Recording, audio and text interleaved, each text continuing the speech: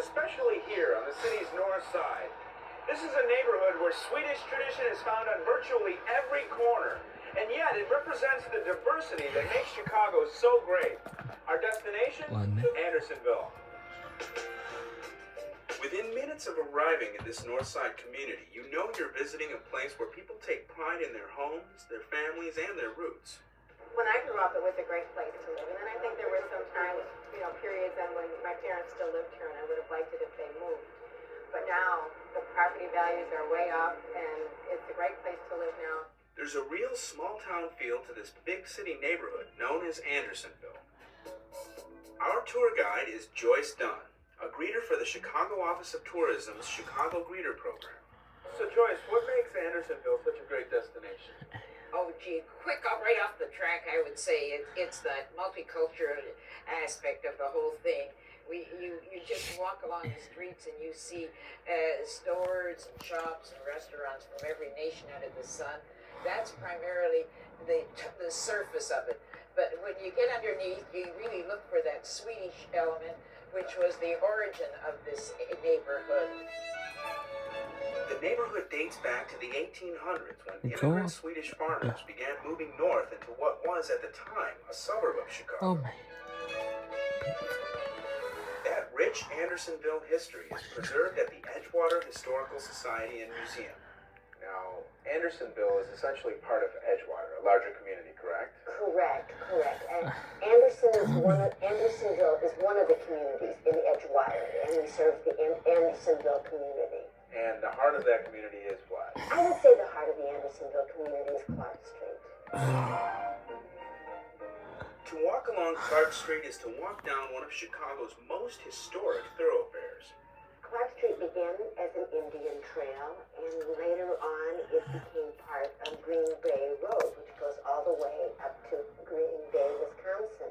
Today, Clark Street is a vibrant, bustling commercial district with block after block of unique shops and restaurants. Seems like there's some nice nightlife and dining around here as well. Oh, wonderful, wonderful. You have a choice of multinational anything you want. And I hear there's some pretty good cinnamon rolls somewhere around here. Oh, that Swedish bakery, that's really tops. And plus, Ann Sather's that serves them. They make their own special kind.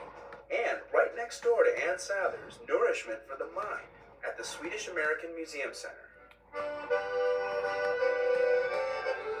Since 1976, this museum has been an anchor of Andersonville.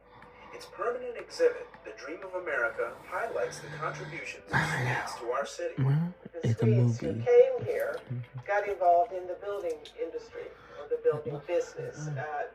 After the Great Fire in 1871, which coincided with the mass immigration from Sweden. The story of the Swedish immigration is also reflected in this exhibit on Ellis Island. There's also a children's museum, and during the holiday season, many ways to learn about Swedish holiday tradition through classes and seminars. I think Sweden has a very special heritage with the traditions at Christmas, and we just love to share them with anybody who cares to come through our doors. And if you're looking for a last-minute holiday gift, check out the museum's gift shop for some unique ideas.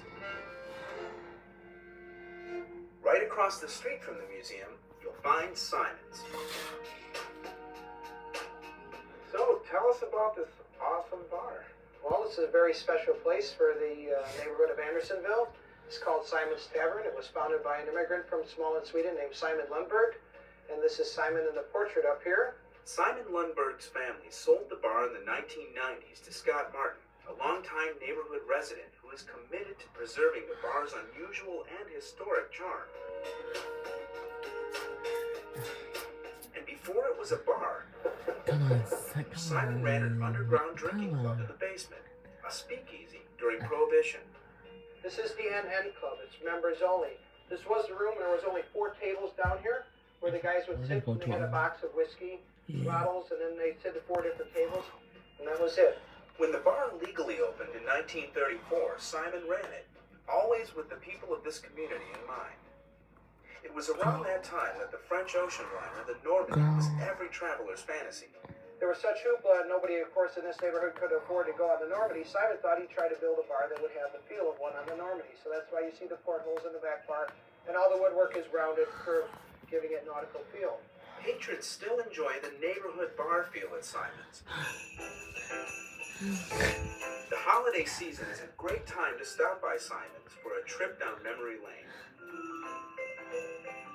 And it's a great time to visit Andersonville, where every year the holiday spirit comes alive. The best way to get here? On the CTA, of course. Good. Here are the We're about routes to get that the routes. Here we go. 50 Damien. 92 Foster. 84 Peterson. Versus Broadway. Red Line. And you're So right why not there, explore voila. Andersonville on the CTA. I don't know about anybody.